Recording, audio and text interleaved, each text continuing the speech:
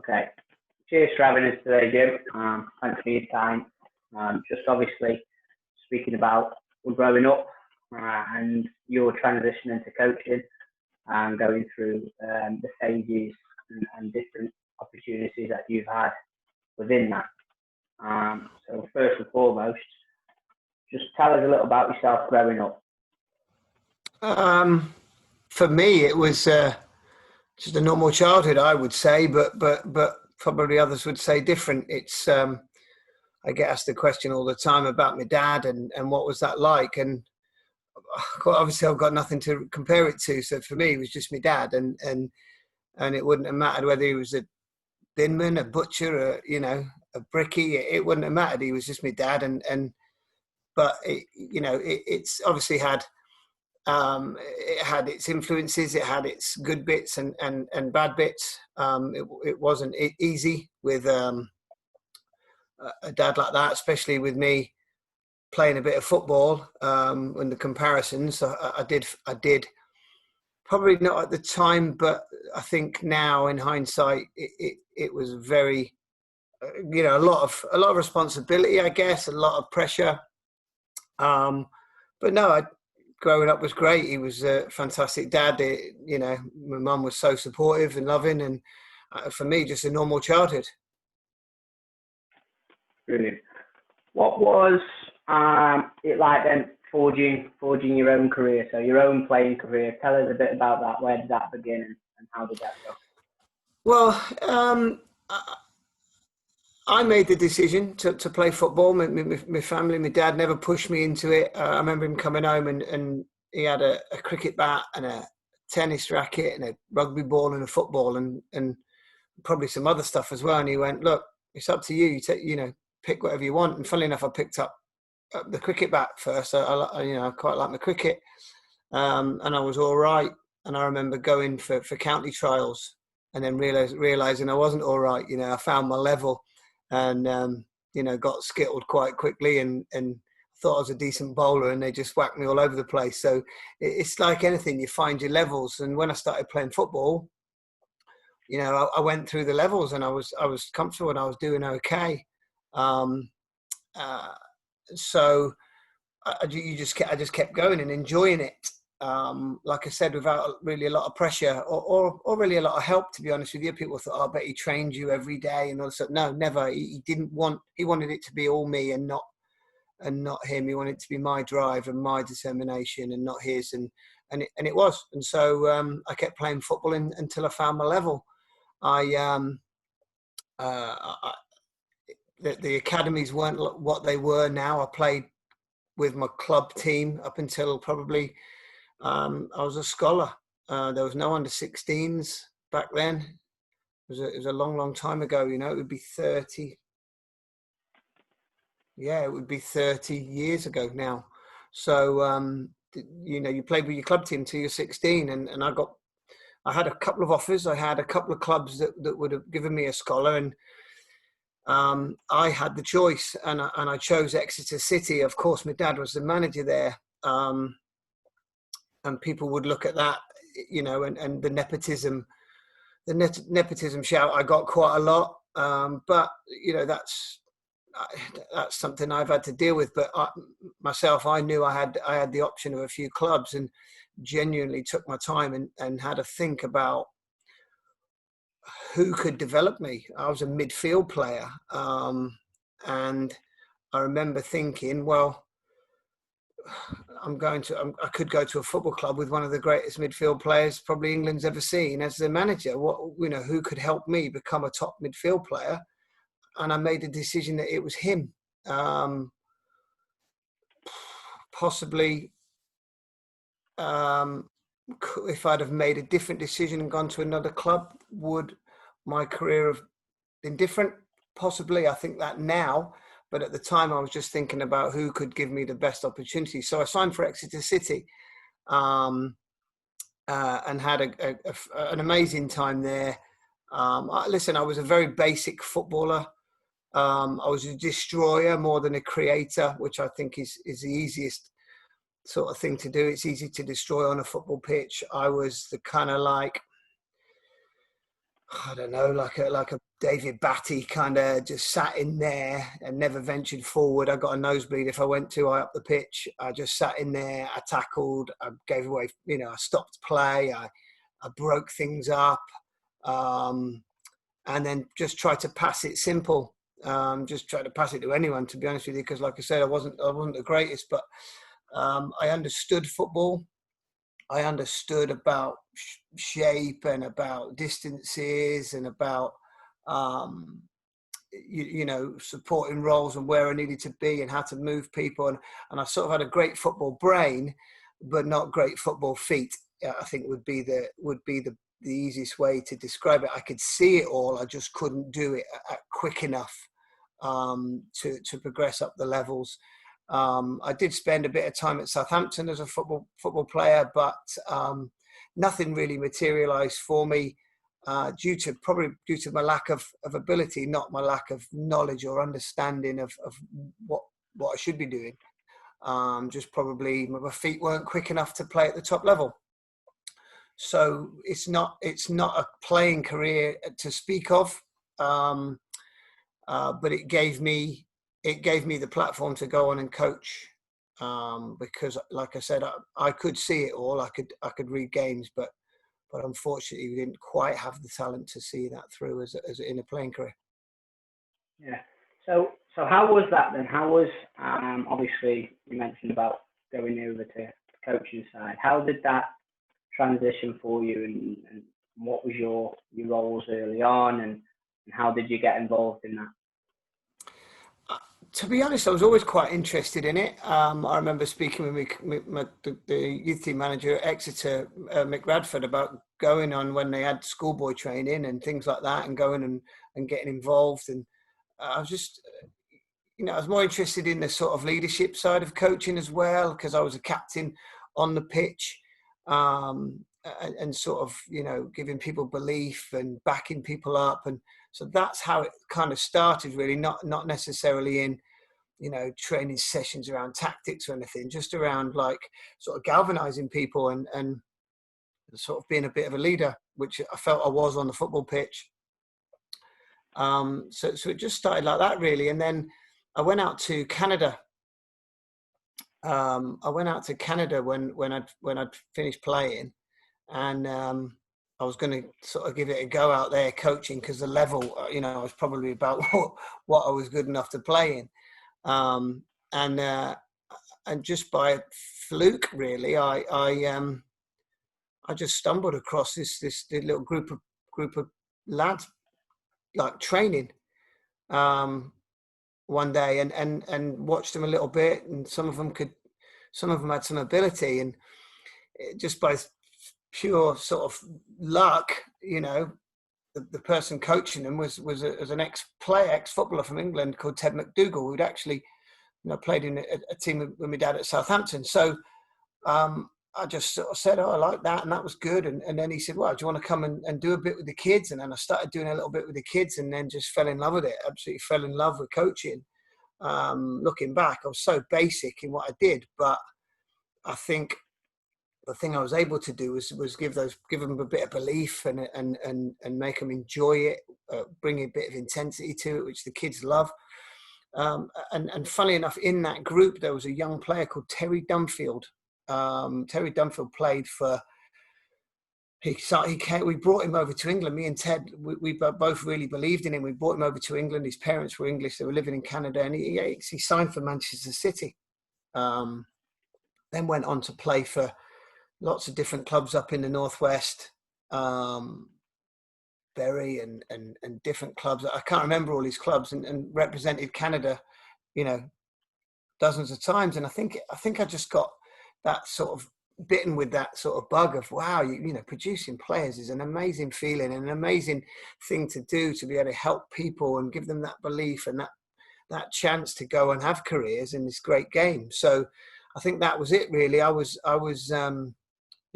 bitten by the bug, and I've been coaching ever since. I think I've been coaching about 25 years now. Yeah. So obviously I know you, and know obviously the roles that you've had at different clubs in different countries as well. Just for the content of the podcast, really. What roles have you had? Where did the academy come into it, if that makes sense, or different countries? What different coaching roles have you had? Well, like I said, I started off, you could call it a coaching role. I was just volunteering out in Canada with Ted McDougall, but it maybe started a little bit before that at Exeter, showing an interest in maybe doing a bit of coaching. And I went out to Canada and I did a bit of coaching out there. And like I say, it was 25 years ago. There was no coaching plans. I coached off the hip. I just did what I felt was right. I coached for the players, and which kind of coming full circle now with all this player-led stuff and individual coaching plans was probably exactly what I was doing, because I was planning training sessions around all the different individuals, which is kind of what we do now. So it's quite interesting. And coming back from that, my dad had left Man City. He'd got the bullet at Man City, and he was back at Portsmouth. And my dad was quite tough on me. He loved me unbelievably, but he was quite tough on me. And he was the one who, told me as a player, look, you're not going to be good enough, really. And I think the only time he ever praised me, and like I said, I know he loved me, and but he was quite tough. The only time he ever praised me was when he watched me coach, and he went, "Boy, you're all right, you're okay," which for him towards me was major praise. He said, "Yeah, you can coach." And so he'd got the job back at Portsmouth, and it had been, in all sorts of trouble at Portsmouth, and threatened with administration and all sorts, which we eventually went into. So they didn't have a big budget, and they were looking for a cheap coach. So I said I'd love to do that, and so I was at Portsmouth with some great people: Neil McNabb, Kevin Bond, John Walk was there, Ted McDougall. Then through sort of my connections came and was at Portsmouth, and obviously my dad was the manager, and that was an amazing time. I was 23. I was working with coaching the youth team with some unbelievable players that went on to have careers. And yeah, it was a wonderful time, but it was a massive learning curve for me, because it was going from coaching a bunch of kids in Canada to actually sort of doing it properly and having structure. And so then I sort of learned about, sort of long-term planning and structuring your sessions, and forming your week so that players peaked and all this kind of stuff. So a real steep learning curve for me, like I said, at 23 years age, Portsmouth. And then obviously the roller coaster of football, managers leave, different people come in, everyone gets the sack. Another manager comes in, brings a load of coaches in, people get the sack. I think the good thing about the academies nowadays is they are quite ring fenced, and when managers come and go, the academy has some stability. That wasn't always the way. So I found myself in and out of work for a few years, and I had a young family, and I think I said to my wife, this isn't very stable, is it? And at that time, I had an opportunity to go out to America coaching, which to me was a lot more stable than academy football here in England. So I went out there, and I was out in America for 7 years, where I got lucky. I stumbled across a tiny little football club that I was able to, and I was given full sort of carte blanche to run it however I wanted and however I saw, and I was lucky enough to have some great people around me, and I grew a football club into a pretty substantial club with sort of a men's semi-pro and a women's semi-pro team at the very top of the pyramid. I built an academy underneath it with a feeder system, like a sort of community schemes and stuff, and it was a fantastic project that I loved every minute of, in a beautiful place in Seattle in the Pacific Northwest.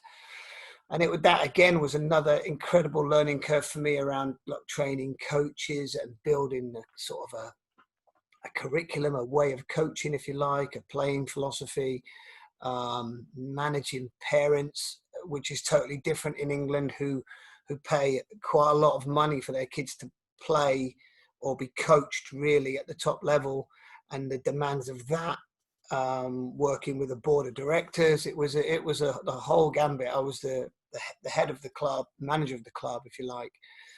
And so again, another incredible learning curve around sort of all different facets, not only my coaching, because we had to be successful on the pitch, but then managing coaches, managing parents and sort of stakeholders, if you like, because they were the reason the club was there. It was a non-for-profit club, and their fees that they paid kept the club going. So I had to answer to them. I had AGMs to go and attend, and board meetings on a monthly basis, and budgets and different things. So that again was an amazing learning curve, and through that we produced some fantastic young players as well, who, you know, have gone on, and I've got those kids now playing for the Seattle Sounders. They've been in American national teams. Lots of amazing stories of kids that we had a scholarship fund for underprivileged kids that we've managed to help get into colleges, and you know, it was amazing.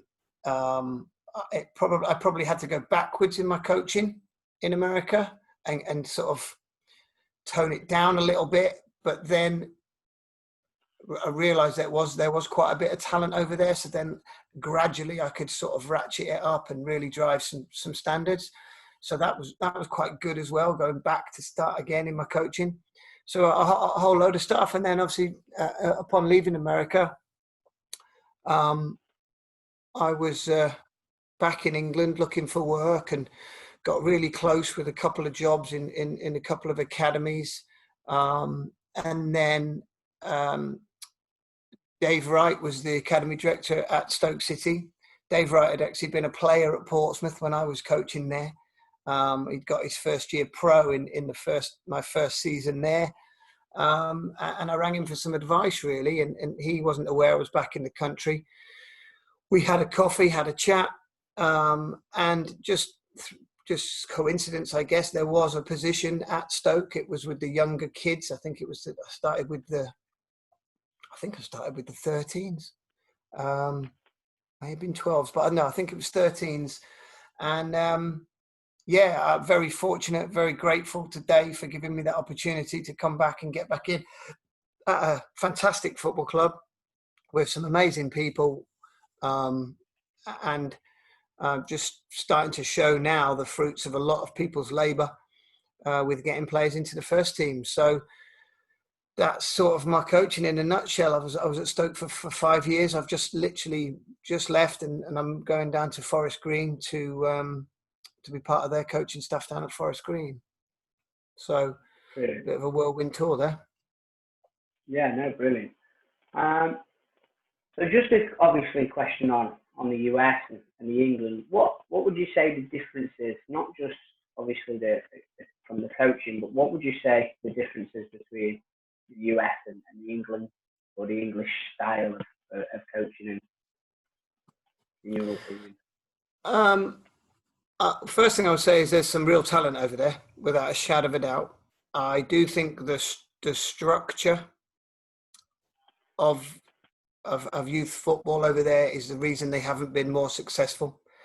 The clubs are parent ran, so the board of directors are parents, and unfortunately, there's a lot of politics involved with that. So, and people are paying large fees, sometimes up to around $3,500–4,000 a year for their kids to play.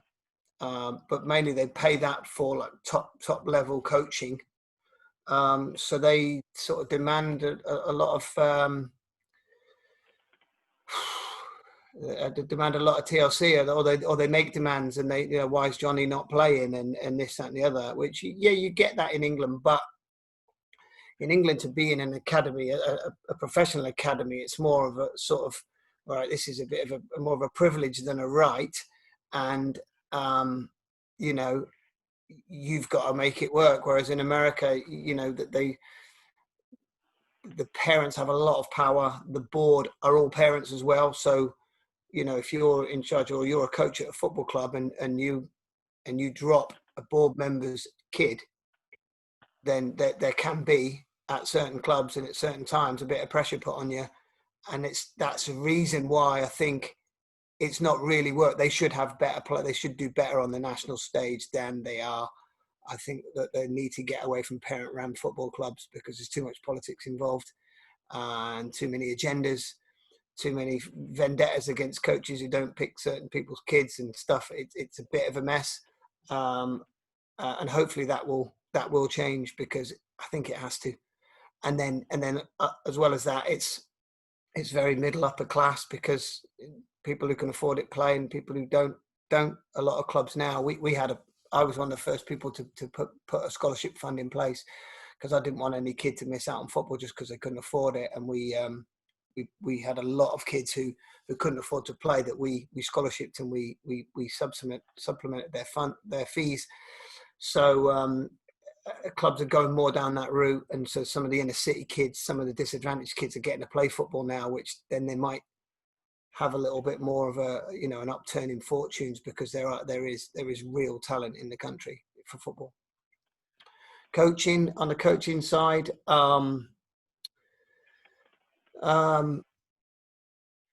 it was, how should I put this? It was good, because it gave me an opportunity to show people how simplistic football was. To be good at it, you have to win the ball and pass it to someone with the same colour shirt as you. And at the beginning, I really had to go down that far, because before tactics and before systems, before styles of play, you have to dominate the football. You have to be able to control and pass it. You have to, find space, make space, and really go back to the very, very basics. And it wasn't that way. It was very route one. They used to say, boot it and crash the keeper. And it just used to crack me up. They'd come up with some like crazy sayings, boot it and crash the keeper. And I used to hear it all the time, which meant just basically shell it and just run towards the goalkeeper, and he has to deal with it. And it was crazy. And this was at like good levels as well, which they would consider good levels. And so I sort of took it upon myself to show people that, we used to play out from the back, and the parents would be screaming, boot it and crash the keeper. And I'd literally have to go over at half time and tell the parents to stop, to stop talking, or take your kid out of the program, because you either back the program or you don't. And so it was a battle for a few years. But then when the parents started to see the football and the intricacies of it, and the movement and the runs, and then the passing and the patterns, it was almost making them fall in love with what football should look like.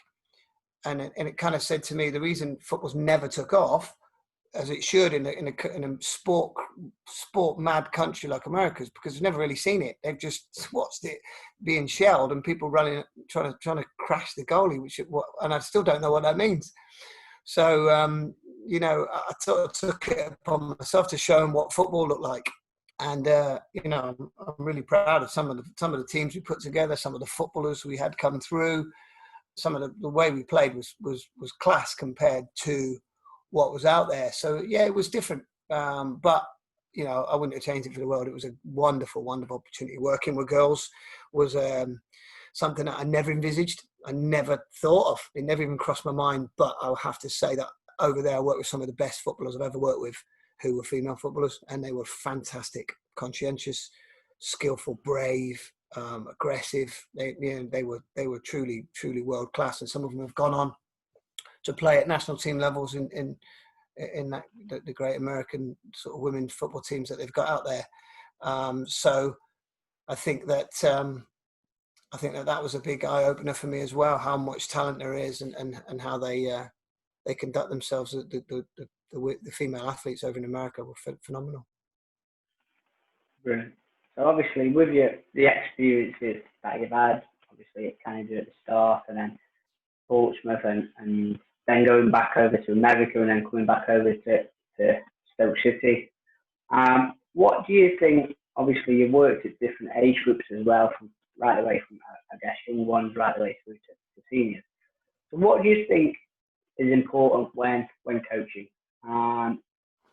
As in, how does your behaviour change with the different age groups or the different phases, if that makes sense? I don't know really how your behaviour changes. I think if you have a way or a style of coaching or who you are, yeah, I suppose you sort of bend it a little bit. But I think if you demand certain things, and certain things, for me, football will never change. You can go back as far back as you want, and coaches will have still been saying some of the same things. Some clubs call them the non-negotiables, the fundamentals, whatever they might be. Footballers will always have to work hard. They'll always have to play with an intensity. So therefore, you have to train with an intensity. If you train with varying levels of intensity, then you get varying levels of performance. That to me is a basic. When you train, when the whistle blows, basically for the start of a portion of practice, for me it has to be 100%. Now the skill of the coach, for me, is to how long that lasts, because you can't last for 10 minutes because it's unfeasible. So how long it lasts, so how much time they're working for, because they've got to work at 100%. Maybe then you look at the size of the area, the number of players, are they underloaded, are they overloaded? But that's the skill of a coach.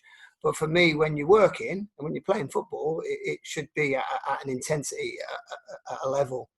So that wouldn't change for me really, whether I was working with kids. I would just adapt it, but I would still demand, right, when this whistle blows until it blows again, or I say start and stop, in that block of work, you're really working, you're all in, and you're pushing yourself. You're almost trying to do it at a pace that you can't control the ball, because that way you get better. If you only do it at a level that you're comfortable with, you'll just stay in that comfort level all the time. So you've got to train at an intensity that's almost above you to then keep you going forward. So that wouldn't change. Then the sort of mastery of the ball, the making the ball your friend, if you like, that will never change. You have to be able to receive it, and be able to produce an end product with it. That'll never ever change.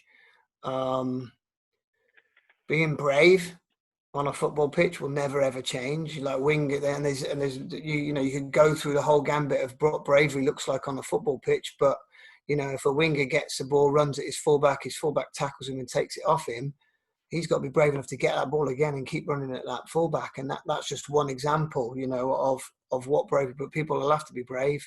Defenders will have to be brave to head it and block and tackle, and midfielders will have to be brave to get on the ball in tight areas. Frontmen will have to be brave to keep taking shots even though they've missed the last 6.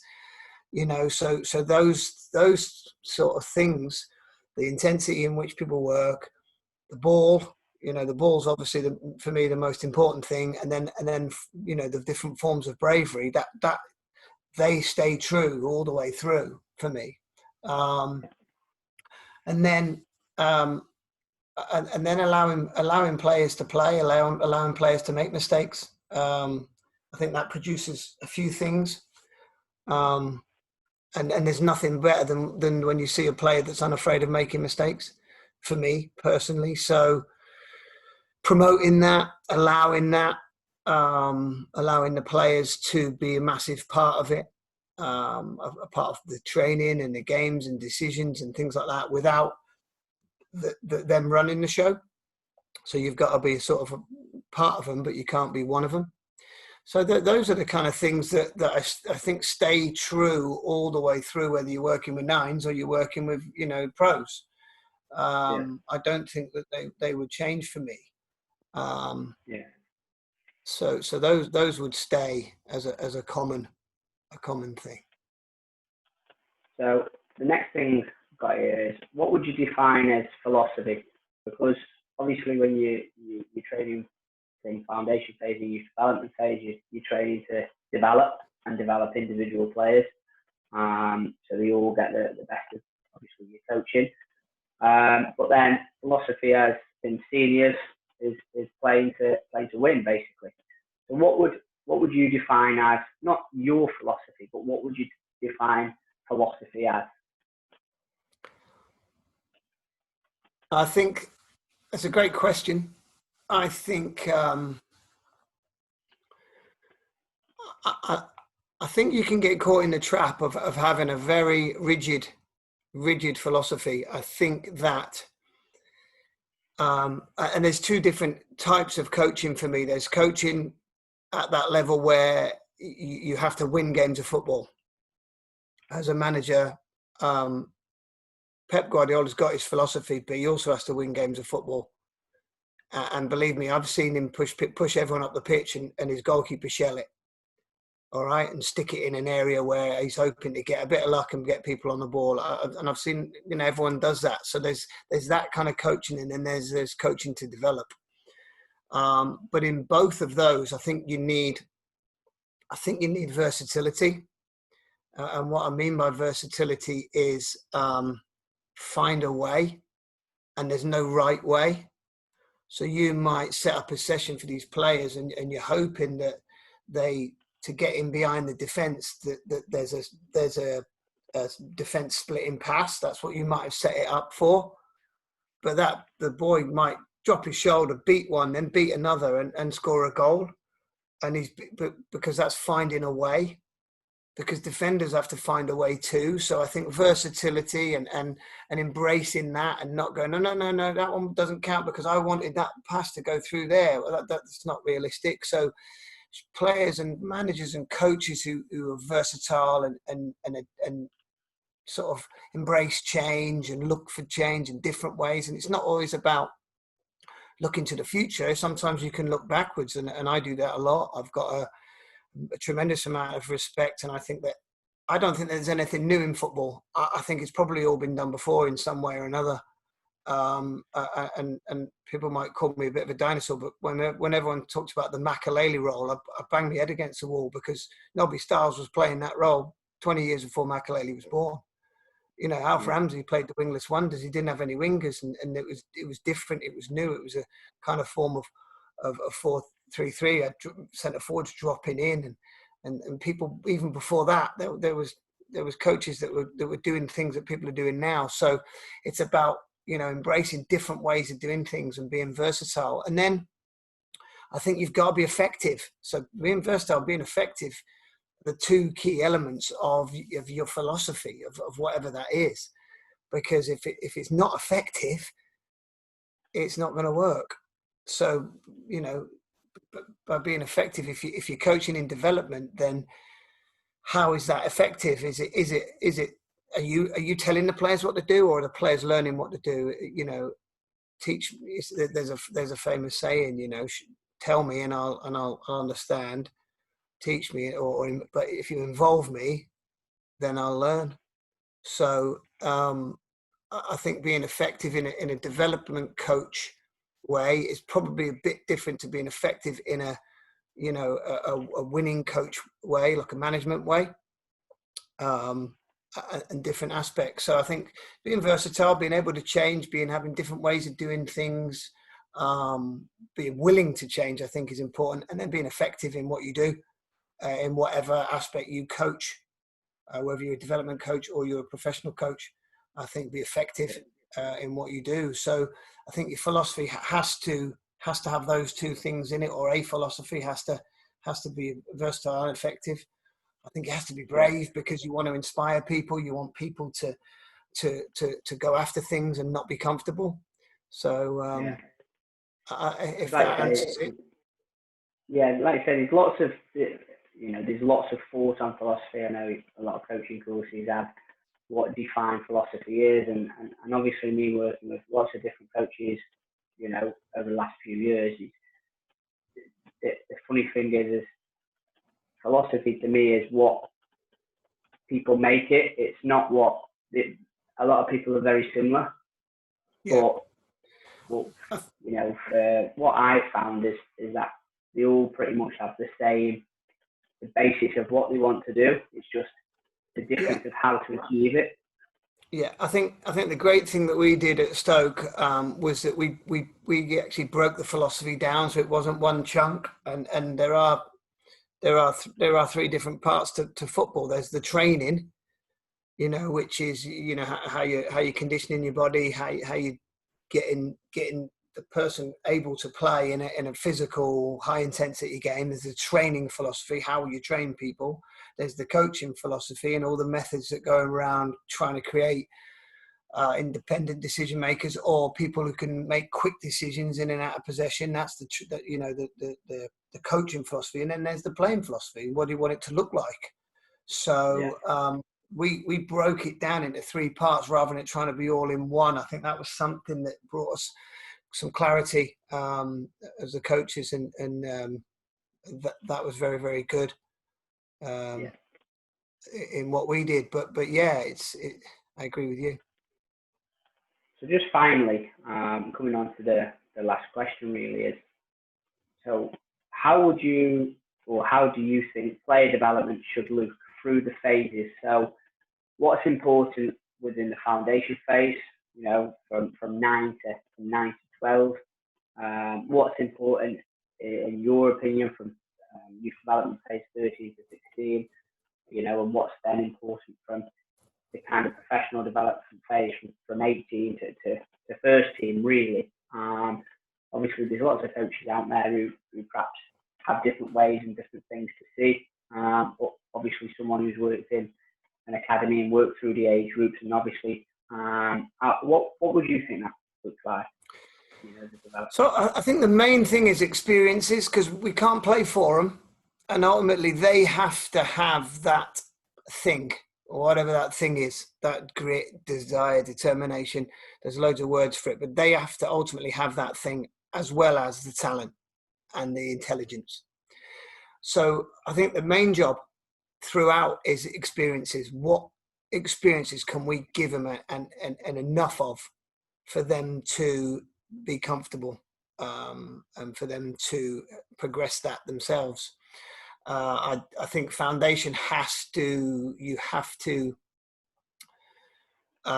continue that sort of love of the ball, that excitement of scoring goals and like I said, the love of the ball, that the enjoyment, the fun, because they've come into playing football to do one thing, to playing games and to score goals. I don't think that'll change. So the foundation has to foster that and really solidify that. And the love and the fun comes from actually getting better as well. When kids finally crack something, that look on their face is just like them scoring a goal. So you have to, there has to be challenge, and there has to be sort of milestones, and that takes a lot of skill. It takes a lot of skill to build that ladder for them and help them keep getting on it without doing it for them. But yeah, fun, enjoyment, love of football, love of the ball. There's a lot of stuff around foundation stuff about 1v1s and dribbling and skills and all that. And I totally believe it. But I also believe that to set them up, there has to be an element of 1 and 2 touch stuff as well, because that's when you look at a game of football, the ratios from kids dribbling or the amount, so dribbling actions or 1 touch, 2 touch football, it goes off the charts. So if they're just doing a lot of ball stuff, manipulation, dribbling, 1v1s, and then all of a sudden they go possibly into games where you can't always do that, or that's not the right decision. Have we given them any of that 1 touch, 2 touch stuff, which improves their brain and thinking and speed, and then they're starting to think about space, angles, movement, timing, talking, all these things. But like I said, there's no one way of doing it. It's about experiences. So how many experiences can you give them before they get into 11v11 football, so that they can go out on the pitch, be a bit versatile, be a bit effective, and be brave? And I think that's what the foundation should be. And then the rest of it, the desire, the work, and ultimately the individual skills, that comes from the player. And you can show them stuff and give them those experiences. And then YDP sort of the 30 to 60. Youth development, really. How does that, obviously it doesn't really change in regards to, all the non-negotiables that you mentioned earlier, they pretty much stay with you. How does it change from perhaps the last year under 12s 11v11 to the first year under 12s 11v11? How does that change? I think you just start to. I don't think it's tactical even at that stage. I think it's more principles of attack and defence. You know, when you've got the ball, make the pitch as big as possible. When you haven't, make it compact, make it hard. Again, work hard, track runners, thinking about shape. But when I say shape, it's just like defensive shape is pressure on the ball, cover and support. And then attacking shape is spread people out and just start to introduce those things to them. I wouldn't be talking about rotating positions or like things like that. You may be introducing like runs and third man stuff, but it's just giving them a taster and then allowing them to go and do it, allowing them to go and make those mistakes. And that carries on in 13s and possibly 14s as well. You're just really working on principles and you're starting to sort of plant seeds of tactical and why would we play this way? And if somebody's playing like that, what could you do? And then you're just getting that knowledge. And then because what you're dealing with in YD, you're dealing with a lot of change. What the kids go through from when they step into youth development at under 13s to basically the end of under 16s is incredible. They go through changing schools. They go through mocks and different exams and all sorts of different pressures. Then they go through growth, and then they're looking at their mate who's shot up and has got a mini tash going, and then he's still tiny and showing no signs of it, and then they go through that all of the different side effects of growth, the loss of coordination, the tiredness, the aching, the muscles, then all the osgoods and severs and shin splints. And it is you have to be extremely patient, but you have to keep giving them those experiences so that they're in there and that they have gone through them rather than just ease off totally. They have to go through those experiences. So 13s, 14s is very difficult. I think it's a key stage. It needs almost expert coaching around pedagogy and more than just football.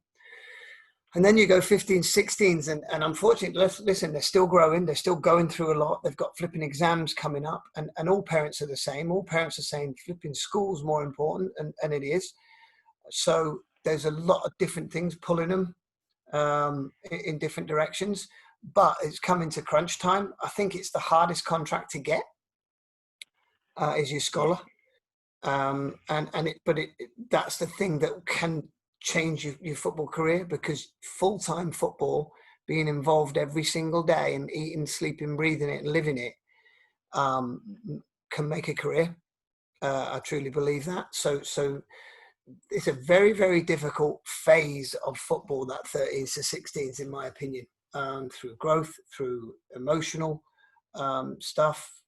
It's very difficult indeed. And then at 15, 16s, listen, they can go and play in the 18s at 15. So they need to start to really understand tactical stuff and sort of that a bit more of a winning mentality over all this development. And it doesn't matter. They need to start growing some real mental strength, because they might go and play in the 18s and give a goal away. They have to be resilient. So there's lots of psychological stuff that goes on in those age groups too, as well as making them strong, making them robust, and of course continuing to improve all their technical and tactical skills. So it's a very multifaceted phase, the 13s to 16s, the youth development phase. Very very hard, very hard. It's the hardest phase to work in my opinion. And that's not taken away from anyone. There's just so much happening and so much going on. And then you come into the professional development phase. I think that what the players need in that environment is experience again, but slightly different. I think they have to play with men at some point. That has to happen. And I know at Stoke we we did a great bit of work this past season on getting a lot of the first years out on loans, whereas previously we'd get the second years out. And I think the second years have already got too much going on almost psychologically. They're going out on loan. Do they want to really go in and get hurt because they've got a decision coming of whether they're going to get a pro? There's a lot going on in their minds. They should be 23s. They're not. They're going out and playing on loan and this, that, and the other. So we sort of did it with a few first years, and I think it's going to pay dividends. And we saw it with a couple of the centre halves went out on loan and went and played men's football and came back as men and understanding a little bit more what it's all about. I worry sometimes about 23s football, how intense not intense is the wrong word, just how real it is compared with so these 23s in the Premier League or at Cat 1, shall I say. Do the games look like a League One game? And they don't. Yeah. They don't look like League One games. And what they really need, some of these 23s, is to go and play in League One. But then the managers are going and watching these 23s games and they're going, that ain't real. That's not what it looks like, you know. And so that's sort of now where I am now at Forest Green. And you're saying, right, who should we take on loan? But then you're watching some of the games and you're going, and then you're watching the League Two games going, that's not the same. That's not it's football. It's 2 games of football, but they're not the same. Yeah. They're not the same, and the players will struggle, and the manager's going, well, you know, my job's important. I've got to feed my family. I've got to stay in a job, so I'm not going to take a punt. So I think I'm not. And this isn't about Cat 1s or Cat 3s, but I think players should look at it and say, right, I've got to be playing men's football. I've got to be training with men. I've got to be, you know, getting opportunities to go and train with first teams and in that environment, rather than, I'm going to go to a Cat 1 because the facilities are unbelievable and they've got 3 coaches to every team and 3 sports scientists and psychologists and all this sort of stuff. Yeah, that's amazing. But it's sort of the 1, 2, maybe 3% are going to get through that Cat 1 and get anywhere near the first team. Whereas, you know, you can go into a Cat 3 and you can be in and around it and in the manager's eye and then maybe get dropped in a couple of times. And all of a sudden, before you know it, you've played 5, 6, 7 first team games, you know, as a scholar, maybe 10, maybe 12 as a scholar. And all of a sudden you could have a career and be on your way. What's right and what's the right pathway and what's the right decision, I don't know. They both have their pros and cons. But the PDP stuff's more around the player. They've got to go and have the drive to go and grab the ball by the horns and take that opportunity. They're in the football club every single day. What are you doing? You know, they should have enough tactical knowledge, although you're really solidifying that kind of side of the game for them now about how to tactically win games of football and understand what your roles are and how to execute them perfectly to give yourself a chance to go and be a pro. So, you know, the 3 phases are very, very different, but it's how at the PDP level, it's about how you get that opportunity to go and play proper football, as I would say, go and play with men and get that experience you need to put yourself in a shop window and get your opportunity. It's not about age. Yeah. No, that's brilliant, and obviously a great insight for coaches to understand how it works in academy football and also, you know, senior football. So thank you for taking your time out today. Really appreciate, you know, everything that you spoke about, and I'm sure it allows a lot of people who will listen and go from it. Brilliant. Well, thanks, Ryan. Listen, and obviously it's been great working with you at Stoke. You're fantastic help, loads of knowledge, loads of enthusiasm. It's been brilliant. I hope you're well. I hope you're staying safe, and hopefully we can all get back playing football soon. Yeah, absolutely, mate. Absolutely. All good. All right. Well, thank you very much. And My pleasure. I'll catch you later. Thank you. Brilliant. Thanks, Ryan. Take care. Bye.